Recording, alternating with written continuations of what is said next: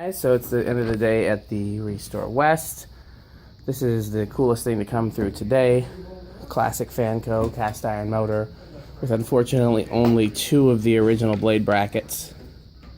So I'll take that with me. We're parting out this Hampton Bay as it does not have the remote. See, there's the receiver right there, Grant. Oh yeah. And we tried what we thought was the remote and it didn't work, and so yeah, this is going to become parts. I don't like these. I think these are horrible fans, so I'm okay seeing it go. Little minuets are still here. We had actually, this is the first time I've seen a Fanimation come through. We had a Fanimation Embrace new in the box. Put 50 bucks on it. It sold within like 30 minutes of me putting it out. Stupid Huntington. Craft made with retrofit palm leaf blades. Hunter something or other. We got a ton of these Casablanca Airflows. There's a ton in back, and there's at least 2 out for sale. Because there's one over here. And then there's a couple more in back, including an odd finish. So all the restores in Wisconsin got these new in-box Newtown porch fans.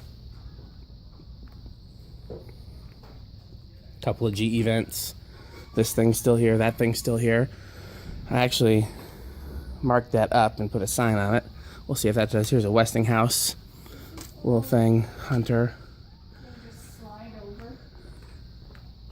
And then there should be a Phillips head screw that goes in there. And then back here, I sorted all this.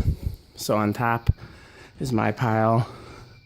Plus, I kind of want to mess with that JCPenney, so I made the bottom shelf my pile, and everything in between is stuff that we can process in the coming weeks. So everything back here is complete. Has not yet been tested, though.